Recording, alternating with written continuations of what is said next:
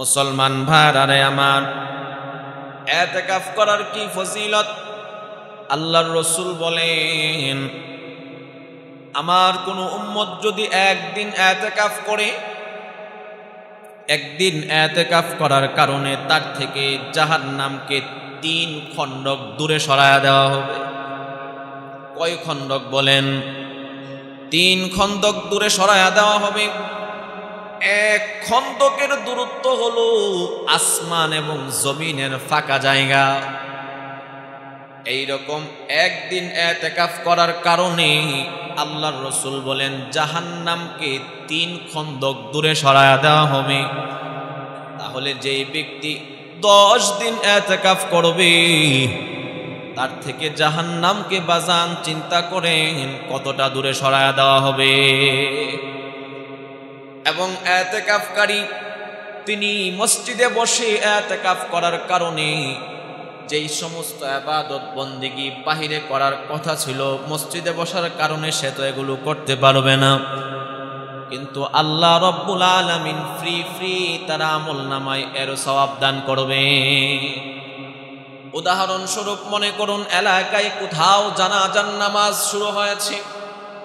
এখন যারা মসজিদে বসে ইতিকাফ করতেছেন তারা তো আর জানাজায় অংশগ্রহণ করতে পারবে না, কিন্তু ইতিকাফ করার কারণে আল্লাহ রাব্বুল আলামিন ফ্রি তার আমলনামায় জানাজার নামাজ পড়ার সওয়াব দান করবে। আল্লাহ রাসূল সাল্লাল্লাহু আলাইহি ওয়াসাল্লাম বলেন, মান কামা লাইলাতুল কদরি ঈমানান ওয়া ইহতিসাবা গুফিরা লাহু মা তাকদ্দামা মিন যামবি। আল্লাহর রাসূল ডাক দিয়ে বলেন, উম্মত, আমার কোন উম্মত যদি লাইলাতুল কদরের রজনীতে ইবাদত বন্দেগী করতে পারে, গুফিরা লাহু মা তাকদ্দামা মিন যামবি, আল্লাহ রব্বুল আলামিন তার পিছনের সমস্ত গুনাহ খাতাগুলোরে মাফ করে দিবে। তিরমিজি শরীফের মধ্যে হাদিস আসছে, আল্লাহর রাসূল সাল্লাল্লাহু আলাইহি ওয়াসাল্লাম বলেন, 3 শ্রেণীর মানুষের দোয়া আল্লাহ রব্বুল আলামিন ফিরায়া দেন না। 1 নাম্বার হলো ইনসাফগার বাদশাহ, যিনি ন্যায় নীতির সাথে ইনসাফের সাথে রাষ্ট্র পরিচালনা করেন। ওই বাদশাহ যখন আল্লাহ রব্বুল আলামিনের কাছে দোয়া করে, আল্লাহ পাক তার দোয়া ফিরায়া দেন না। 2 নাম্বার হলো যে মাজলুম, যার উপরে জুলুম করা হয়েছে, সে যদি এই জুলুমের উপরে আল্লাহ রব্বুল আলামিনের উপর ধৈর্য ধারণ করতে পারে, ওই মাজলুমের দোয়াও আল্লাহ রব্বুল আলামিন ফিরায়া দেন না। এই জন্যেই আল্লাহ রাসূল বলেন, ইত্তাকি দাওয়াতাল মাজলুম, এ উম্মত শুনো, তোমরা মাজলুমের বদদুয়া থেকে নিজেকে হেফাজত করো। 3 নাম্বার হলো রোজাদারের দোয়া। রোজাদার রোজা মুখে রেখে আল্লাহ রব্বুল আলামিনের কাছে যখন দোয়া করে, আল্লাহ রব্বুল আলামিন রোজাদারের দোয়াও ফিরায় দিতে পারেন না। এই রমজান মাস এসেছে আমাদের গুনাহ খাতাগুলোরে মাফ করানোর জন্য। এই রমজান মাস এসেছে আমাদেরকে পবিত্র করানোর জন্য। আল্লাহ রাসূল সাল্লাল্লাহু আলাইহি ওয়াসাল্লাম বলেন, ইন্নাল্লাহা তাআলা قد فرض الله على المؤمنين الصيام وسن رسول الله صلى الله عليه وسلم لهم القيام। আল্লাহর রাসূল ডাক দেয়া কয়, উম্মত শুনো, আল্লাহ রব্বুল আলামিন তোমাদের উপরে রমজানের রোজাকে ফরজ করেছেন, আর আমি রাসূল উম্মত তোমাদের উপরে রমজান মাসে তারাবিকে সুন্নাহ করেছি। ফামান সামাহু ওয়া কামাহু, কোন ব্যক্তি যদি রমজান মাসের রোজাগুলো রাখে রাতের বেলায় তারাবি পড়ে ঈমানান ওয়া ইহতিসাবান, ঈমান সহকারে সওয়াবের আশায়। আল্লাহর রাসূল বলেন, খরাজাত খতায়াহু মিন যুনুবিহি কা ওয়ালাদাতহু উম্মুহু। আমার ওই বান্দাটা এমন ভাবে নিষ্পাপ হয়ে যায়, নবজাতক শিশু যখন মায়ের পেট থেকে ভূমিষ্ঠ হয়, তার আমলনামার মধ্যে যেমন কোনো গুনাহ থাকে না। যারা রমজান মাসের রোজা রাখবে, রাতে তারাবির নামাজ পড়বে, আল্লাহর রাসূল বলেন তারাও ওই রকম নিষ্পাপ মাসুম হয়ে যায়। মুসলমান ভাইরা আমার, এই রমজান মাস চলে আসছে। রমজান মাস আস্তে আস্তে আমাদের থেকে বিদায় নিতেছে। দেখতে দেখতে রহমতের 10 দিন চলে গেল। একটু কি লক্ষ্য করে দেখেছি কতটুকু আমরা আল্লাহ রব্বুল আলামিনের রহমত পাইলাম, কতটুকু দয়া পাইলাম। আজকে মাগফিরাতের দশক চলতেছে। আজকে মাগফিরাতের 10ও শেষ হয়ে যাবে। একটু কি চিন্তা করে দেখেছি কতটুকু আমি আমার গুনাহ খাতাগুলোরে মাফ করাইতে পারলাম। আগামীকাল থেকে নাজাতের দশক শুরু হয়ে যাবে। আমি জাহান্নামের আগুন থেকে মুক্তি পাবো কিনা এই চিন্তাটুকু কি আমরা করেছি? এই চিন্তা করার সময় আমাদের নাই। ব্যবসায়িক ভাইরা তারা অপেক্ষায় থাকে কখন রমজান মাস আসবে। ব্যবসায়িক ভাইদের দিকে তাকাইলে মনে হয় রমজান মাস আল্লাহ পাক দিয়েছেন ব্যবসা বাণিজ্য করার জন্য। মার্কেটের দিকে, দোকানপাটের দিকে তাকাইলে মনে হয় রমজান মাস দিয়েছেন মার্কেট করার জন্য, ঘোরাফেরা করার জন্য। কোথায় রহমত পাইলাম, কোথায় মাগফিরাত পাইলাম, কোথায় নাজাত পাইলাম?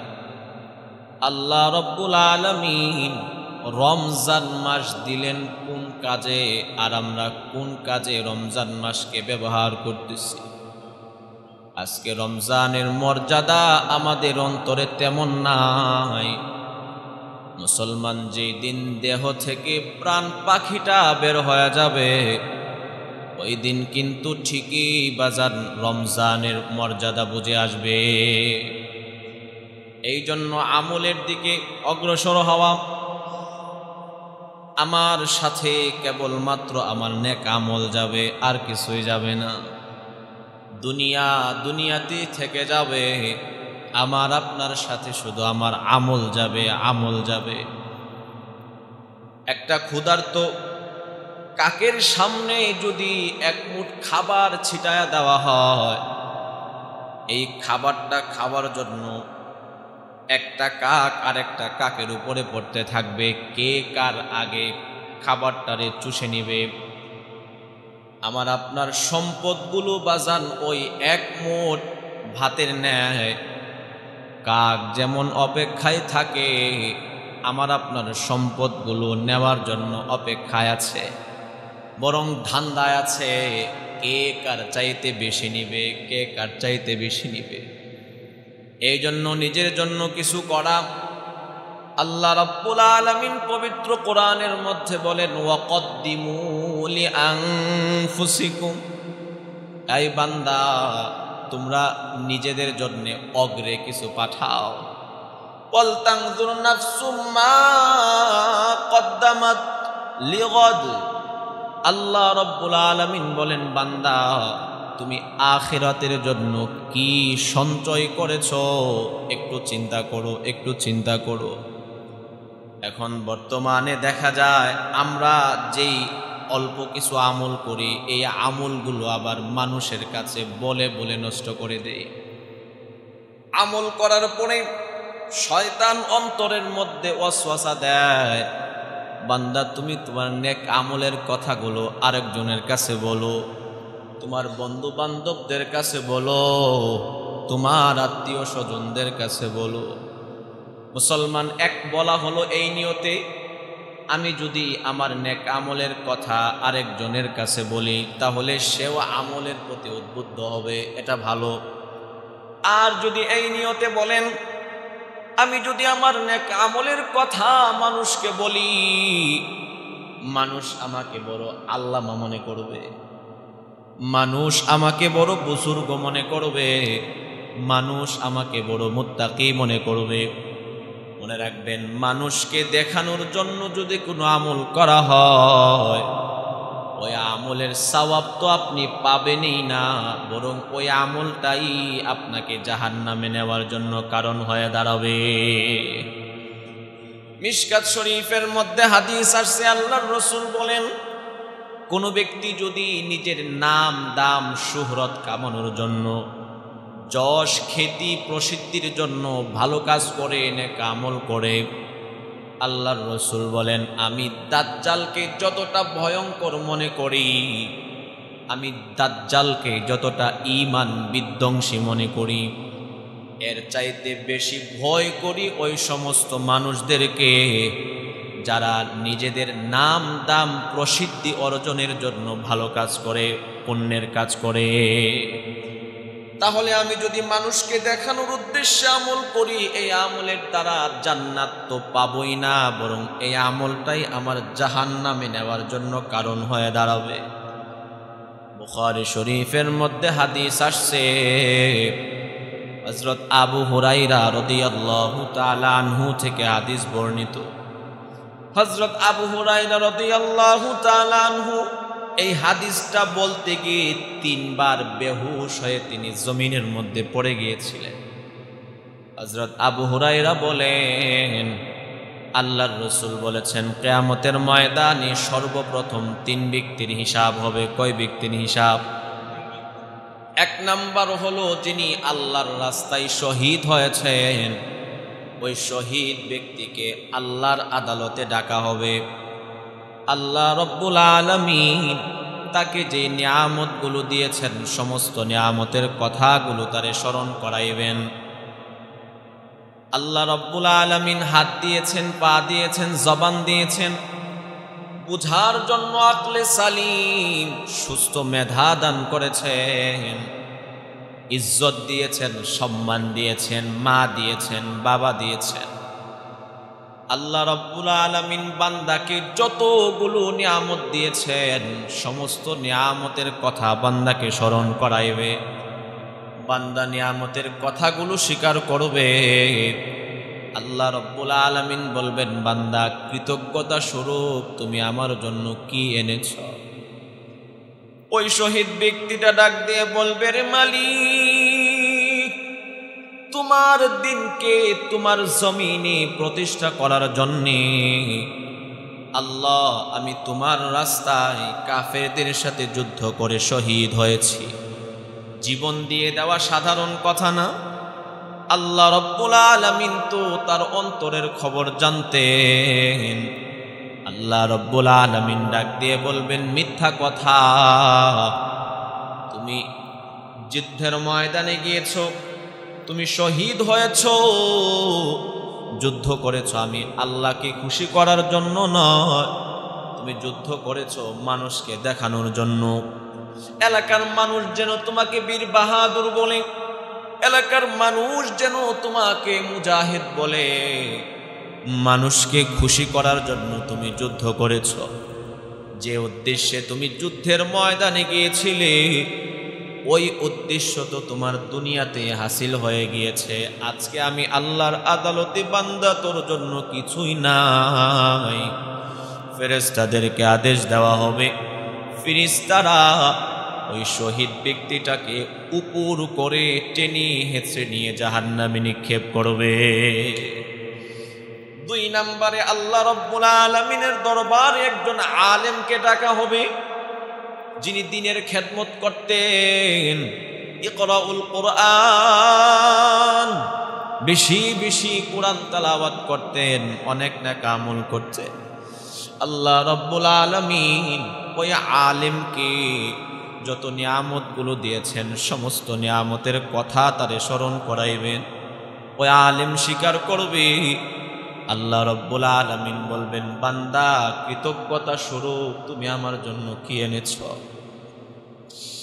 ওই আলেম ডাক দিয়ে বলবে, আল্লাহ আমি তোমার দিনকে জিন্দা করার লক্ষ্যে শত শত হাফেজ বানিয়েছি, শত শত আলেম বানিয়েছি, হাজার হাজার লক্ষ লক্ষ মানুষদেরকে দ্বীনের দাওয়াত দিয়েছি।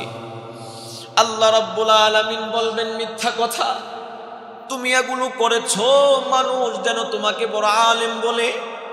তুমি মানুষের কাছে দ্বীনের দাওয়াত দিয়েছো, মানুষ যেন তোমাকে বড় মুফতি বলে, মানুষ যেন তোমাকে বড় আল্লামা বলে, মানুষ যেন তোমাকে বড় খতিব বলে। তুমি যে উদ্দেশ্যে দ্বীনের খেদমত করেছো ওই উদ্দেশ্যগুলো তো দুনিয়াতে হাসিল হয়ে গিয়েছে। আজকে আমি আল্লাহর আদালতে বান্দা তোর জন্য কিচ্ছু নাই। ফেরেশতাদেরকে আদেশ দেওয়া হবে, ফেরেশতারা ওই আলেমকেও উপর করে টেনে হেঁচড়ে নিয়ে জাহান্নামে নিক্ষেপ করবে। 3 নম্বরে আল্লাহ রাব্বুল আলামিনের আদালতে দানবীর ধনী মানুষকে ডাকা হবে। আল্লাহ রাব্বুল আলামিন তাকেও তিনি যে নিয়ামতগুলো দিয়েছেন সমস্ত নিয়ামতের কথা তাদের স্মরণ করাইবেন। আল্লাহ রাব্বুল আলামিন ডাক দিয়ে বলবেন, এখন তুমি কৃতজ্ঞতা স্বরূপ আমি আল্লাহর জন্য কি এনেছ? ওই ধনী ব্যক্তি ডাক দিয়ে বলবে, রে মালিক, দুনিয়ার জমিনে তোমার রাস্তায় ব্যয়ের যত খাত ছিল সমস্ত খাতে আমি অকাতরে দান সদকা করেছি, মসজিদ মাদ্রাসায় দান সদকা করেছি, গরিব অসহায় মানুষদেরকেও দান সদকা করেছি, কাউকে আমি খালি ফেরায়া দেই না, অকাতরে তোমার রাস্তায় দান সদকা করেছি। আল্লাহ রাব্বুল আলামিন তো ওই বান্দার অন্তরের খবরও জানতেন। আল্লাহ রাব্বুল আলামিন ডাক দিয়ে বলবেন, তুমি যে মসজিদ মাদ্রাসায় দান করেছো, তুমি এগুলো দান করেছো মানুষ যেন তোমাকে দানবীর বলে, তোমার সুনাম সুখ্যাতি যেন পুরা এলাকার মধ্যে ছড়ায় পড়ে। তুমি তো আমি আল্লাহরে সন্তুষ্ট করানোর জন্য দান করো নাই। আল্লাহ রাব্বুল আলামিন বলবেন, তুমি যে উদ্দেশ্যে দান সদকা করেছো ওই উদ্দেশ্যগুলো তো বান্দা দুনিয়াতে অর্জন হয়ে গিয়েছে। আজকে আমি আল্লাহর আদালতে বান্দা তোর জন্য কিছুই নাই। ফেরেশতাদেরকে আদেশ দিবে, ফেরেশতারা এই দানবীর ধনী ব্যক্তিটাকেও টেনে হেঁচড়ে নিয়ে জাহান্নামে নিক্ষেপ করবে।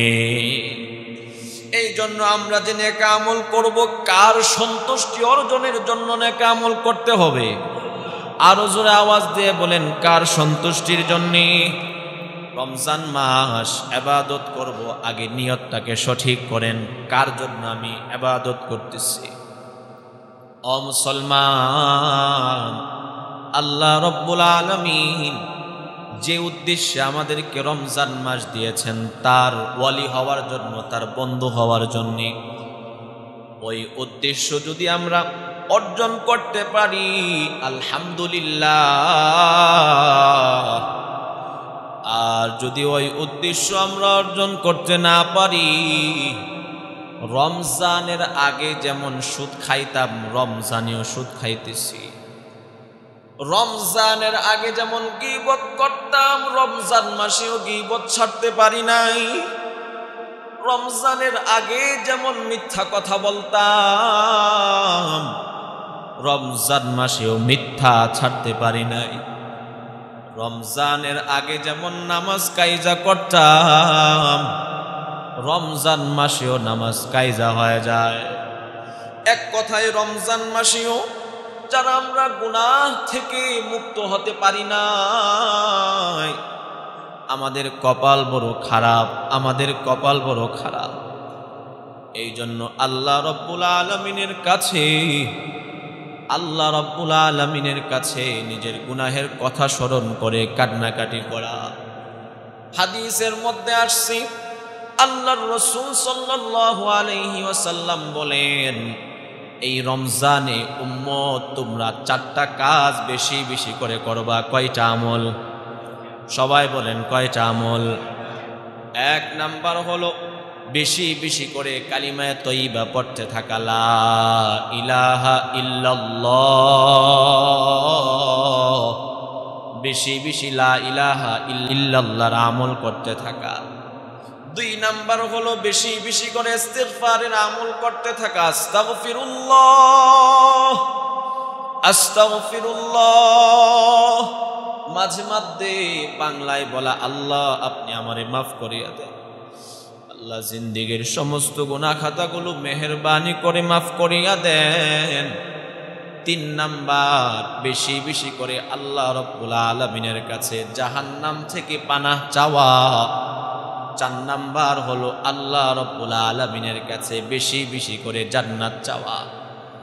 এটা বাংলায় বলতে পারেন, আবার আরবিতেও বলা যায়।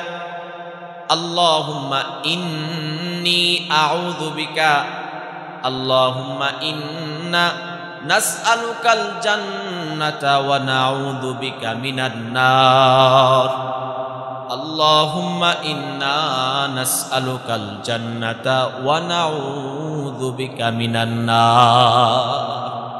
আল্লাহ আমরা আপনার কাছে জাহান্নাম থেকে পানাহ চাই, আল্লাহ আমরা আপনার কাছে জান্নাত চাই, জান্নাত কামনা করি।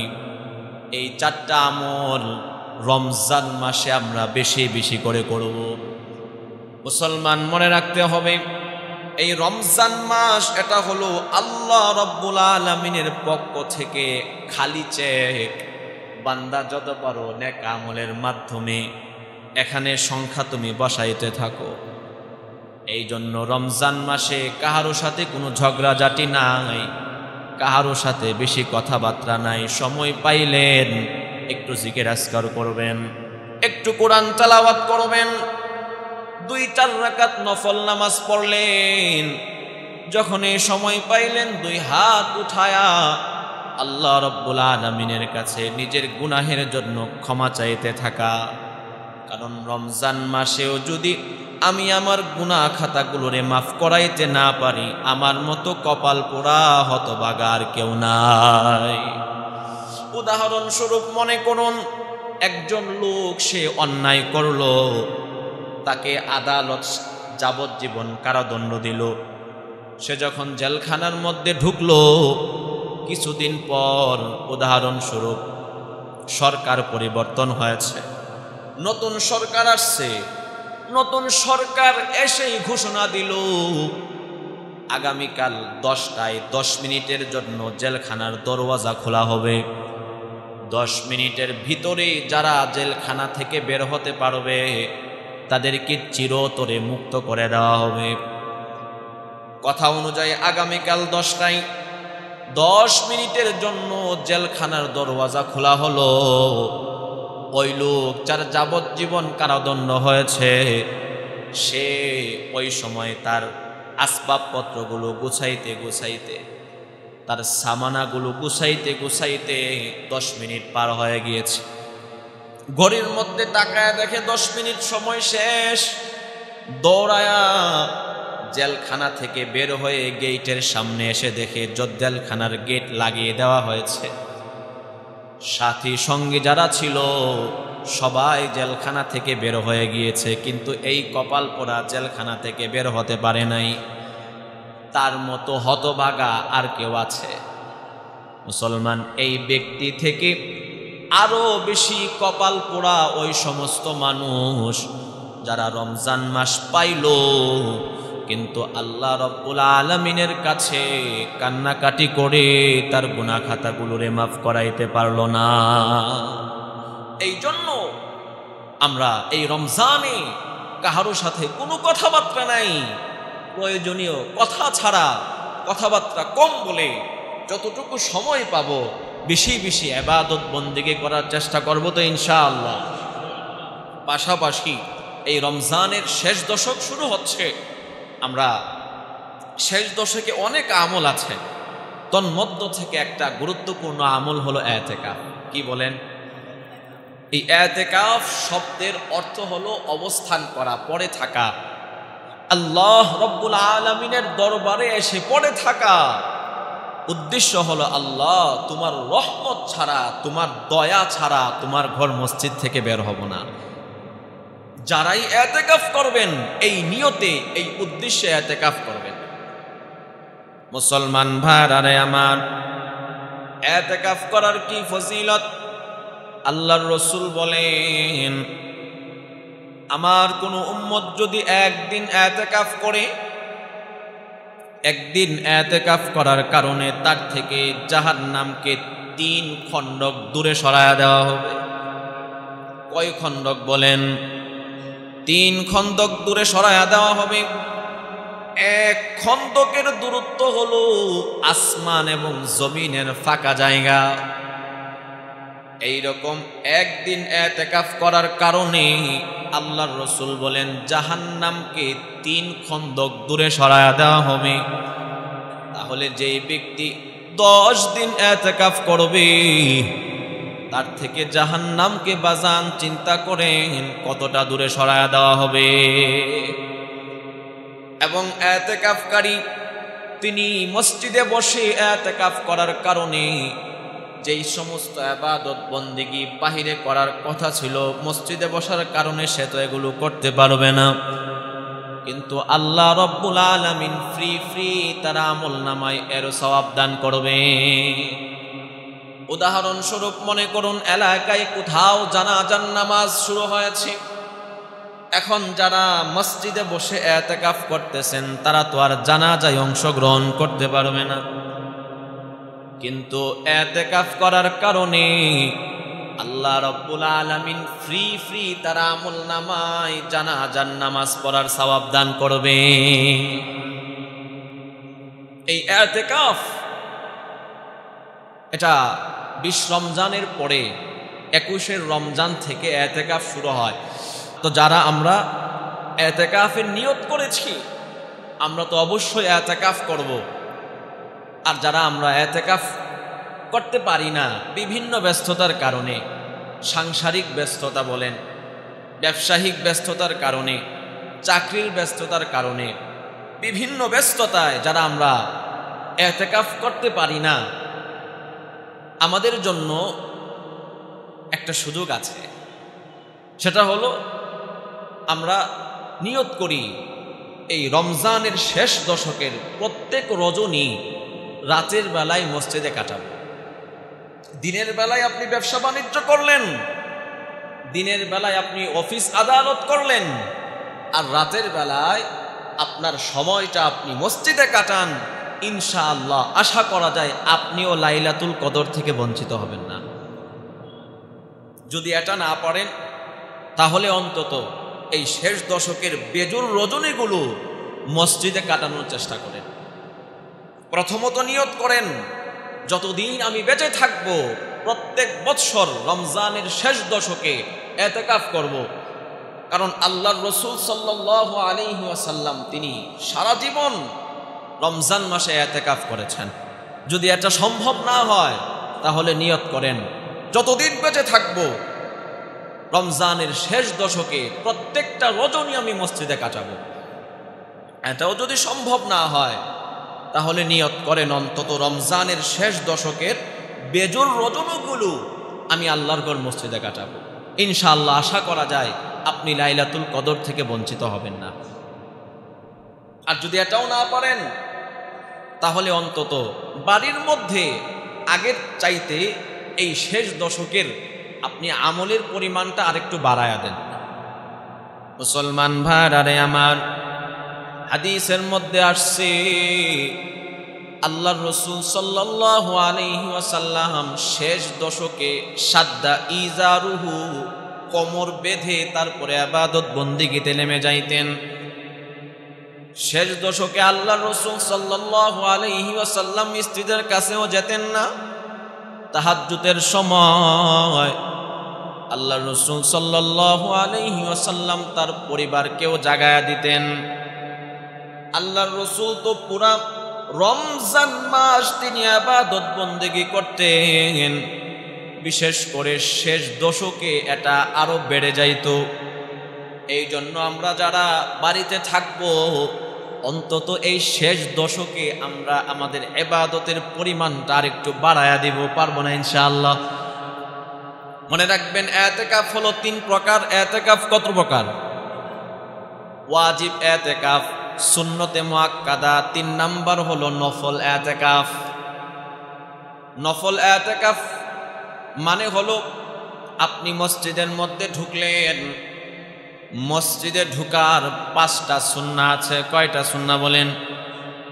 1 নাম্বার সুন্নত হলো বিসমিল্লাহ বলা। 2 নাম্বার সুন্নত হলো রাসূলের প্রতি দুরূদ পড়া। 3 নাম্বার সুন্নাহ হলো মসজিদে ঢুকার দোয়া পড়া। এই 3টা সুন্নত আপনি একসাথে একত্রে এইভাবে বলতে পারেন, বিসমিল্লাহি ওয়াসসালাতু ওয়াসসালামু আলা রাসূলিল্লাহ, আল্লাহুম্মা ইফতাহলি আবওয়াবা রাহমাতিক। তাহলে আপনার বিসমিল্লাহ বলা হয়ে গেল, রাসূলের প্রতি দুরূদ হয়ে গেল, 3 নাম্বার মসজিদে ঢোকার দোয়াও হয়ে গেল। মসজিদে ঢোকার 4 নাম্বার সুন্নাহ হলো মসজিদে ঢোকার সময় ইতিকাফের নিয়ত করা। কিসের নিয়ত করা? এটা হলো নফল ইতিকাফ। আপনি 1 ঘন্টার জন্য মসজিদের মধ্যে ঢুকলেন, আপনি ইতিকাফের নিয়ত করে মসজিদের মধ্যে ঢুকেন। আপনি 10 মিনিটের জন্য মসজিদের মধ্যে ঢুকলেন, আপনি ইতিকাফের নিয়ত করে মসজিদের মধ্যে ঢুকেন। এটা হলো নফল ইতিকাফ। 2 নাম্বার হলো ওয়াজিব ইতিকাফ, অর্থাৎ আপনি মান্যত করলেন, আল্লাহ আমার যদি এই কাজটা হয়ে যায় তাহলে আমি 10 দিন ইতিকাফ করব, 5 দিন ইতিকাফ করব। এই মান্যতের ইতিকাফ পূর্ণ করা এটা হলো ওয়াজিব। 3 নাম্বার ইতিকাফ হলো নফল সুন্নতে মুআক্কাদা ইতিকাফ, অর্থাৎ রমজানের শেষ দশকের যে ইতিকাফ এটা হলো সুন্নতে মুআক্কাদা। এই ইতিকাফ যারা করবে তাদের কি ফজিলত! আল্লাহর রাসূল বলেন, আমার যে উম্মতগুলো 10 দিন ইতিকাফ করবে, 10 দিন পরে ঈদের চাঁদ ওঠার পরে যখন তারা মসজিদ থেকে বের হবে, তারা নবজাতক শিশুর মতো নিষ্পাপ হয়ে মসজিদ থেকে বের হবে। এই জন্য আমরা এইভাবে ইতিকাফটা করতে পারি। পাশাপাশি যারা আমরা ইতিকাফ করব, লাইলাতুল কদর সুনিশ্চিত আমরা পেয়ে যাব। যারা ইতিকাফ করবে তারা যদি মসজিদের মধ্যে ঘুমিয়ে থাকে, তারপরেও তারা লাইলাতুল কদর থেকে বঞ্চিত হবে না। লাইলাতুল কদর এটা কতটা বরকতপূর্ণ! বুখারী শরীফের মধ্যে হাদিস আসছে, আল্লাহর রাসূল সাল্লাল্লাহু আলাইহি ওয়াসাল্লাম বলেন, মান কামা লাইলাতুল কদরি ঈমানান ওয়া ইহতিসাবা গুফিরা লাহু মা তাকদ্দামা মিন যামবি। আল্লাহর রাসূল ডাক দিয়ে বলেন, উম্মত, আমার কোন উম্মত যদি লাইলাতুল কদরের রজনীতে ইবাদত বন্দেগী করতে পারে, গুফিরা লাহু মা তাকদ্দামা মিন যামবি, আল্লাহ রাব্বুল আলামিন তার পিছনের সমস্ত গুনাহ খাতাগুলোরে মাফ করে দিবে। মুসলমান ভাইরা, আমার তাফসীরের কিতাবের মধ্যে আসছে, হযরত মুজাহিদ রাহমাতুল্লাহি আলাইহি তিনি বলেন, আল্লাহর রাসূল সাল্লাল্লাহু আলাইহি ওয়াসাল্লাম সাহাবায়ে কেরামদেরকে নিয়ে একদিন বয়ান করতেছেন, পূর্ববর্তী মানুষদের আমল সম্পর্কে বয়ান করতেছেন। হঠাৎ করে আল্লাহর রাসূল বললেন, বনি ইসরাইলে এমন একজন ব্যক্তি ছিল যিনি 1000 মাস দিনের বেলায় আল্লাহর রাস্তায় যুদ্ধ করেছে, রাতের বেলায় ইবাদত বন্দেগী করেছে।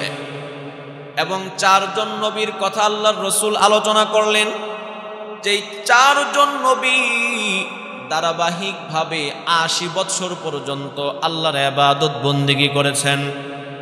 হযরত আইয়ুব আলাইহিস সালাম, হযরত জাকারিয়া আলাইহিস সালাম, হযরত হিজকিল আলাইহিস সালাম, হযরত ইউসা আলাইহিস সালাতু ওয়াস সালাম, এই 4 জন নবী ধারাবাহিকভাবে 80 বৎসর পর্যন্ত আল্লাহ রাব্বুল আলামিনের ইবাদত বন্দেগী করেছেন। তাদের এই ইবাদতের কথা শুনে সাহাবায়ে কেরামদের অন্তরের মধ্যে কষ্ট, আহারে আমরা তো এত লম্বা হায়াতে পাই না, এত ইবাদত বন্দেগী করব কিভাবে? আল্লাহর রাসূল সাল্লাল্লাহু আলাইহি ওয়াসাল্লামের অন্তরের মধ্যেও কষ্ট। আল্লাহ পাক রাসূলের অন্তরের খবর জানেন কি জানেন না? আর জোরে বলেন, জানেন কি জানেন না? আল্লাহ রাব্বুল আলামিন আল্লাহর রাসূল সহ সমস্ত উম্মতি মুহাম্মদীকে খুশি করার জন্য ওই সময় সূরা কদর নাজিল করে দিলেন। আল্লাহ রাব্বুল আলামিন ডাক দিয়ে বলেন, ইন্না আনসালনাহু ফি লাইলাতিল কদর ওয়া মা আদরাকা মা লাইলাতুল কদর লাইলাতুল কদরি খায়রুম মিন আলফি শাহর। আল্লাহ রাব্বুল আলামিন এই সূরা কদরের মধ্যে লাইলাতুল কদরের রজনীর 3টা ফজিলতের কথা আলোচনা করেছেন। আল্লাহ রাব্বুল আলামিন বলেন, ইন্না আনজালনাহু ফি লাইলাতিল কদর। হু মানে হলো এই কুরআন। আল্লাহ পাক ডাক দিয়ে বলেন, পয়গম্বর আমি লাইলাতুল কদরের রজনীতে এই কুরআন নাজিল করেছি। সুবহানাল্লাহ বললেন না যে? আল্লাহ পাক পবিত্র কুরআন লাইলাতুল কদরের রজনীতে নাজিল করেছেন, মানে হলো কুরআন এটা তো ছিল লৌহে মাহফুজে, সেখান থেকে লাইলাতুল কদরের রজনীতে আল্লাহ রাব্বুল আলামিন প্রথম আকাশে নাজিল করেছেন। প্রথম আকাশ থেকে যখন যতটুকুর প্রয়োজন বিভিন্ন প্রেক্ষাপট অনুযায়ী, কখনো ছোট্ট একটা সূরা, কখনো 2 আয়াত, কখনো 1 আয়াত, এই রকম ভাবে আল্লাহর রাসূলের 23 বৎসরের জিন্দেগিতে আল্লাহ রাব্বুল আলামিন পবিত্র কোরআন নাজিল করেছেন। লাইলাতুল কদরের 1 নাম্বার ফজিলত হলো এই লাইলাতুল কদরের রজনীতে আল্লাহ রাব্বুল আলামিন পবিত্র কোরআন নাজিল করেছে। আল্লাহ রাব্বুল আলামিন 2 নাম্বার ফজিলত বলতে গিয়ে বলেন, লাইলাতুল কদরি খায়রুম মিন আলফি শাহর। লাইলাতুল কদর এতটাই মর্যাদাপূর্ণ, এই লাইলাতুল কদর 1000 মাস ইবাদত করার চাইতেও শ্রেষ্ঠ। 1000 মাস হয় 83 বৎসর 4 মাসে। আমরা তো অনেকে 83 বৎসর 4 মাস হায়াতই পাই না, কিন্তু যদি লাইলাতুল কদরের রজনীতে আমরা ইবাদত বন্দেগী করতে পারি, আল্লাহ পাক পবিত্র কোরআনের মধ্যে বলে দিয়েছেন এই 1000 মাস ইবাদত করার চাইতেও বেশি সওয়াব আল্লাহ পাক আমলনামায় দান করবে। লাইলাতুল কদরের 3 নাম্বার ফজিলত বলতে গিয়ে আল্লাহ পাক বলেন, তানাজ্জালুল মালাইকাতু ওয়ার রূহু ফিহা বিইذনি রাব্বিহিম মিন কুল্লি আমরিন সালাম। আল্লাহ রাব্বুল আলামিন বলেন, লাইলাতুল কদরের রজনীতে হযরত জিবরাইল আলাইহিস সালাতু ওয়াস সালাম সহ আল্লাহ পাকের একদল রহমতের ফেরেশতারা পৃথিবীতে আগমন করেন এবং পৃথিবীর যে কোনো প্রান্তরে লাইলাতুল কদরের রজনীতে যেই সমস্ত বান্দারা ইবাদত বন্দেগী করে, আল্লাহ পাকের রহমতের ফেরেশতারা তাদের সাথে গিয়ে মুসাফা করে। তো এই লাইলাতুল কদর এটা যে 27-এর রজনীতেই হবে বিষয়টা এমন না। আল্লাহর রাসূল সাল্লাল্লাহু আলাইহি ওয়াসাল্লাম কোন রাত্রে লাইলাতুল কদর হবে এটা উম্মতকে বলার জন্য তিনি ঘর থেকে বের হলেন। রাস্তার মধ্যে তাকায় দেখেন 2 জন মানুষ ঝগড়া করতেছে। 2 জন মানুষের ঝগড়া দেখে আল্লাহর রাসূল ভুলে গেলেন কোন রাত্রে লাইলাতুল কদর হবে, অর্থাৎ আল্লাহর রাসূলকে আল্লাহ রাব্বুল আলামিন ভুলিয়ে দিয়েছেন। এরও বিভিন্ন হিকমত আছে। একটা হিকমত এটাও হতে পারে, মুহাদ্দিসিনে কেরামগণ বিভিন্ন হিকমতের আলোচনা করেছেন, তন্মধ্য থেকে একটা হিকমত হলো আল্লাহ রাব্বুল আলামিন যদি লাইলাতুল কদর কোন রজনীতে হবে নির্দিষ্ট করে দিত, তাহলে লক্ষ লক্ষ কোটি কোটি মুসলমান এমন থাকতো যারা লাইলাতুল কদরের রজনীতেও ইবাদত বন্দেগী করত না, লাইলাতুল কদরের রজনীতেও আল্লাহ পাকের নাফরমানি করত। তখন তো আল্লাহ রাব্বুল আলামিন বেশি অসন্তুষ্ট হইতেন। এই কারণে আল্লাহর রসুলের জেহেন থেকে আল্লাহ রাব্বুল আলামিন এটা ভুলিয়ে দিয়েছেন। 2 নাম্বার হিকমত এটাও হতে পারে, আল্লাহ রাব্বুল আলামিন যদি লাইলাতুল কদর কোন রজনীতে হবে বলে দিতেন, তাহলে মানুষ শুধু এই রাতের উপরে ভরসা করে বসে থাকতো। মানুষ চিন্তা করত সারা জীবন ইবাদত বন্দেগী করার দরকার কি, বছরে একদিন লাইলাতুল কদরে যদি আমি ইবাদত বন্দেগী করতে পারি, এক রাত্র ইবাদত বন্দেগী করলে কমপক্ষে 83 বৎসর 4 মাস ইবাদত বন্দেগী করার সওয়াব দিবে। আর বাকি বছরের মধ্যে বাকি দিন তো ইবাদত করার দরকার নাই। মানুষ এই লাইলাতুল কদরের উপরে ভরসা করে বসে থাকতো। এইরকম বিভিন্ন হিকমতের কারণে আল্লাহর রসুলের জেহেন থেকে আল্লাহ রাব্বুল আলামিন লাইলাতুল কদর কোন রজনীতে হবে এটা ভুলিয়ে দিয়েছেন। বাকি আল্লাহর রসুল বলেন, আয় উম্মত শুনো, তোমরা রমজানের শেষ দশকে লাইলাতুল কদর তালাশ করো। 21 থেকে নিয়ে 29 হলে 29 দিন, 30 হলে 30 দিন পর্যন্ত এই রমজানের শেষ দশকের প্রতিদিন প্রতি রাত্রে তোমরা লাইলাতুল কদর তালাশ করো।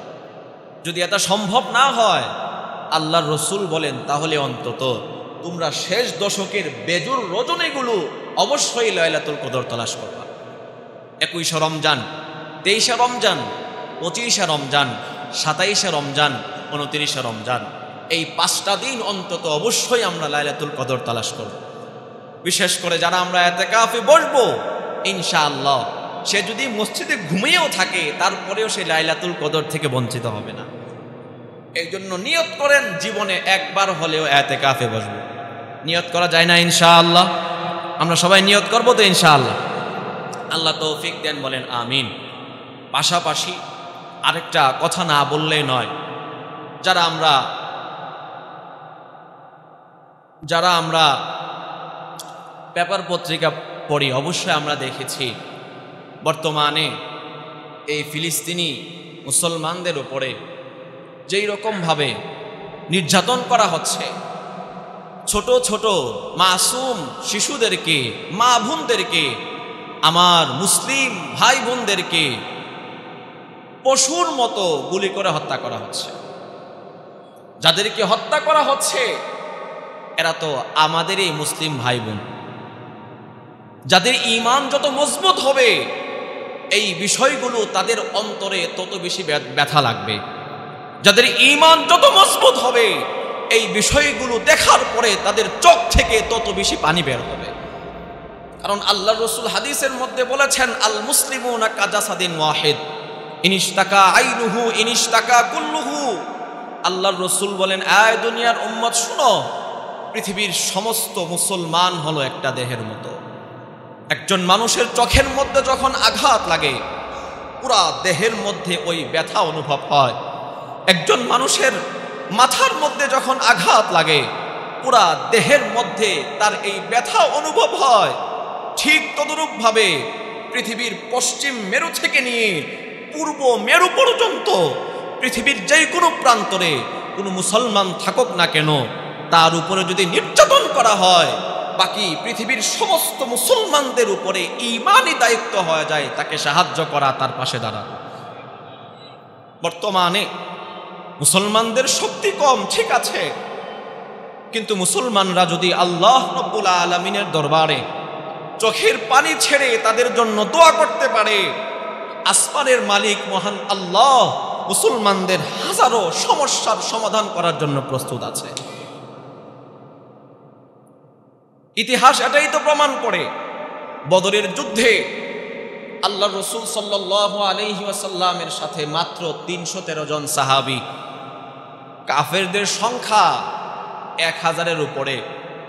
আল্লাহর রাসূল সাল্লাল্লাহু আলাইহি ওয়াসাল্লামের সাহাবায়ে কেরামরা আল্লাহর উপরে ভরসা করে কাফেরদের সাথে যুদ্ধ শুরু করে দিয়েছেন। মুসলমান ভাইরা আমার, কাফেরদের সাথে সাহাবে কেরামরা যুদ্ধ করতেছে, ওইদিকে আল্লাহর রাসূল সাল্লাল্লাহু আলাইহি ওয়াসাল্লাম সিজদায় পড়ে আল্লাহ রাব্বুল আলামিনের কাছে কান্না করতে আরম্ভ করে দিলেন। আল্লাহকে ডাক দিয়ে কয়, রে মালিক, তুমি যদি চাও তোমার এই জমিনে ইসলাম প্রতিষ্ঠিত হোক, আল্লাহ তুমি যদি চাও তোমার এই জমিনে মানুষ তোমার ইবাদত বন্দেগী করো, আল্লাহ মেহেরবানি করে তুমি বদরের অসহায় মুসলমানদেরকে আজকে সাহায্য করো। আল্লাহর রাসূল দোয়া করে কান্না করতেছেন। আবু বকর ঘরের মধ্যে এসে দেখে আল্লাহর রাসূল কান্না করতেছে। আবু বকরের কান্না দেখে, আল্লাহর রাসূলের কান্না দেখে আবু বকর সহ্য করতে পারে নাই। ডাক দেয়, কই ইয়া রাসূলুল্লাহ, আপনি মাথা উঠান, আল্লাহ পাক অবশ্যই আপনার দোয়াকে কবুল করবেন। আল্লাহর রাসূল যখন মাথা উঠাইলেন, বদরের প্রান্তরে আল্লাহর রাসূল তাকায়া একটা মুচকি হাসি দিলেন।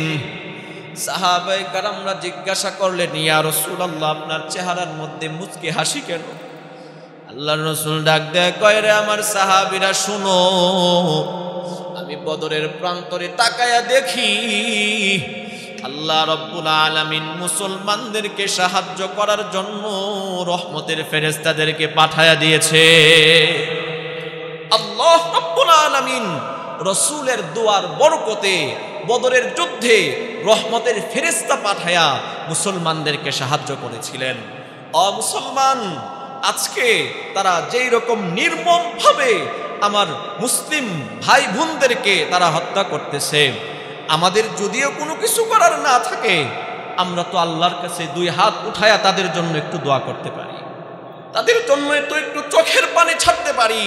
আমাদের তো ঈমানি বিশ্বাস, আমাদের তো দৃঢ় বিশ্বাস, আল্লাহর রাসূল সাল্লাল্লাহু আলাইহি ওয়াসাল্লাম বদরের প্রান্তরে মুসলমানদেরকে কান্নার মাধ্যমে যেই রকম ভাবে জয় এনে দিয়েছিলেন, সারা পৃথিবীর মুসলমানরা যদি বর্তমানেও ঈমানের বলে বলিয়ান হয়ে আজও আমরা তাদের জন্য চোখের পানি ফেলতে পারি, আল্লাহি, আল্লাহর নামের কসম করে বলতেছি, আবার মুসলমানরা জয় হবে, আবার মুসলমানদের প্রথম কিবলা বিজয় হবে, আবার মুসলমানদের সুনাম সুখ্যাতি মহান আল্লাহ পুরা পৃথিবীর মধ্যে ছড়ায়া দিবে। কথা কোন ঠিক কি ঠিক না? এই জন্য আমাদের আজকের প্রথম দায়িত্ব হলো তাদের জন্য অন্তর থেকে দোয়া করা। 2 নাম্বার হলো আমাদের ঈমান ও আমলকে সঠিক বানানো। বর্তমানে মুসলমানদের সংখ্যা অনেক বেশি, আগে মুসলমানদের সংখ্যা কম ছিল, কিন্তু মুসলমানদের চেহারার দিকে তাকাইলে কাফের বেঈমানরা থরথর থরথর করে কাঁপত। আজকে মুসলমানরা তাদের ঈমান ও আমল ধ্বংস করার কারণে কাফেররা মুসলমানদেরকে ভয় পায় না। এই জন্য কাফেরদের সাথে যদি আমাদের মোকাবেলা করতে হয়, আবার আমাদের ঈমান ও আমলকে সঠিক বানাতে হবে। এটা হলো 2 নাম্বার দায়িত্ব। 3 নাম্বার কাজ হলো ইসরায়েলি যত পণ্য আছে আমরা সমস্ত পণ্যগুলোকে বয়কট করব। পারবো তো ইনশাআল্লাহ? তারা আমাদের থেকে ফায়দা নিয়ে আমাদের মুসলিম ভাই বোনদেরকে পাখির মতো হত্যা করবে, এটা তো মুসলমানরা সহ্য করতে পারে না। কথা কোন ঠিক ঠিক না? সবচাইতে বড় কথা হলো আল্লাহকে বুঝানো আমি কোন পক্ষে আছি, আমি জালেমের পক্ষে আছি নাকি আমি মাজলুমের পক্ষে আছি, এটা আল্লাহকে বোঝানো। আল্লাহ, আমি মুসলমানদের পক্ষে আছি, আল্লাহ আমি মুসলমানদের পক্ষে আছি, আল্লাহ আমি মাজলুমের পক্ষে আছি। আল্লাহ আমাদের সকলকে যে কথাগুলো বলেছে আমলের তৌফিক দেন, বলেন আমিন। ওয়া আখিরু দাওয়ানা আলহামদুলিল্লাহি রাব্বিল আলামিন।